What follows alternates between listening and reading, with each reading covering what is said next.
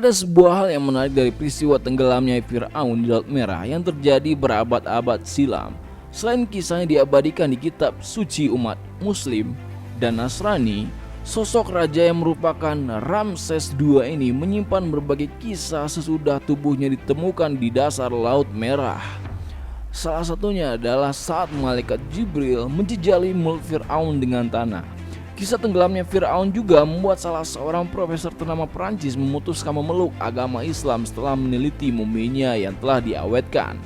Oke, kita akan jabarkan kronologisnya atau beritanya. Nah, dalam sebuah riwayat, mulut Fir'aun disumpal tanah oleh malaikat Jibril agar tidak bersahabat. Nah, kisah ini terjadi saat Fir'aun yang tengah berada di ambang kematiannya. Saat itu dia dibinasakan dengan cara tenggelam di Laut Merah. Namun, tak disangka raja yang dikenal zalim tersebut hendak bertaubat di sisa-sisa hidupnya.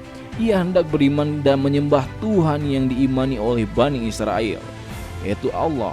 Nah, dilansir dari NU Online, mulut Fir'aun langsung dijejali oleh tanah dari dasar lautan oleh malaikat Jibril agar dirinya tidak mengucapkan kalimat tauhid La ilaha illallah. Nah, peristiwa ini diriwayatkan oleh Al-Tirmizi dari Ibnu Abbas dalam riwayat tersebut, dan Nabi SAW menuturkan sebagai berikut. Sewaktu Allah menenggelamkan Fir'aun, ia mengucapkan, Aku beriman bahwa tiada Tuhan kecuali yang diimani kaum Bani Israel. Quran Surat Yunus ayat ke-90. Kemudian malaikat Jibril berkata kepada Rasulullah SAW, Wahai Muhammad, seandainya engkau melihatku kala itu aku mengambil tanah hitam dari dasar lautan, lalu memasukkan ke dalam mulut Fir'aun karena takut ia diliputi oleh rahmat. Itu merupakan dua dalil yang sangat menguatkan mengenai Fir'aun tersebut. Nah, kejadian ini bermula saat ketika Fir'aun atau jasad mumi Fir'aun didatangkan ke Perancis. Saat didatangkan ke Perancis pada tanggal 26 September 1976, untuk pertama kalinya sosok mumi memiliki paspor saat memasuki negara Perancis, karena di negara tersebut setiap orang atau setiap orang baik itu udah meninggal maupun masih hidup harus memiliki paspor. Dan kala itu pemerintah Mesir menerbitkan paspor atas nama P alias Pharao Ramesses II atau Firaun Ramesses II. Hal ini terjadi lantaran Prancis mewajibkan, kata saya tadi juga ya. Agak belibet, maaf.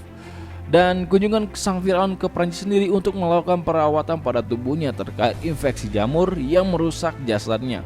Kedatangannya di negeri itu sangat dibanggakan oleh Prancis, dan saat itu peti kayu yang diturunkan secara perlahan dari pesawat militer angkatan udara dari Prancis di lapangan terbang Le Bourget, Paris, dan upacara militer pun digelar untuk menyambut sang Firaun. Rasa kaget sekaligus kagum sempat dirasakan oleh Maurice Beausoleil, seorang profesor sekaligus salah satu dokter bedah terbaik yang dimiliki oleh Prancis. Beruntung negaranya meminta Mesir untuk mengirimkan jasad Firaun untuk diteliti dalam rangkaian eksperimen, sehingga Profesor Maurice Beausoleil adalah dokter bedah yang bertanggung jawab untuk penelitian tersebut. Dan kala itu Beausoleil penasaran soal sebab kematian Fir'aun, dan jawabannya didapatkan dari lewat surah Yunus ayat ke-92 di Al-Quran. Ayat tersebut mengatakan bahwa bagaimana tubuh Fir'aun diangkat dari dasar laut atas izin Allah, dan tubuhnya tetap utuh agar menjadi bahan renungan bagi orang-orang yang berpikir sesudahnya. Nah, informasi inilah yang kemudian dicocokkan dengan bukti-bukti ilmiah yang telah didapatkan oleh Profesor Maurice Beausoleil. Dan Profesor Maurice Beausoleil pun memutuskan untuk memeluk agama Islam. Dan seperti yang telah dikemukakan tersebut lewat surat Yunus ayat 92 di Al-Quran menerangkan soal tubuh Fir'aun yang akan tetap awet hingga akhir zaman, dan keberadaannya menjadi peringatan sekaligus pelajaran bagi orang-orang setelahnya. Sesuai dengan penelitian ilmiah, tubuh Fir'aun memiliki kadar garam yang menandakan bahwa dirinya tenggelam di dasar lautan. Dan dalam surat Yunus ayat 92 berbunyi, Maka pada hari ini kami mengeluarkan jasadmu, wahai Fir'aun, di dalam lautan dan meletakkanmu di permukaan tanah, agar orang-orang yang datang sesudahmu menjadikanmu sebagai pelajaran. Sesungguhnya banyak manusia yang lalai terhadap hujah-hujah dan dalil-dalil yang menunjukkan kekuasaan kami. Mereka tidak mau memikirkannya. Dan dari hal tersebut menjadikan bukti bahwa kebenaran Al-Quran memang benar adanya dan sudah terang benderang dan jelas sejelas-jelasnya.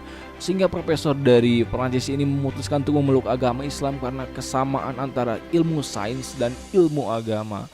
Wallahu a'lam bishawab.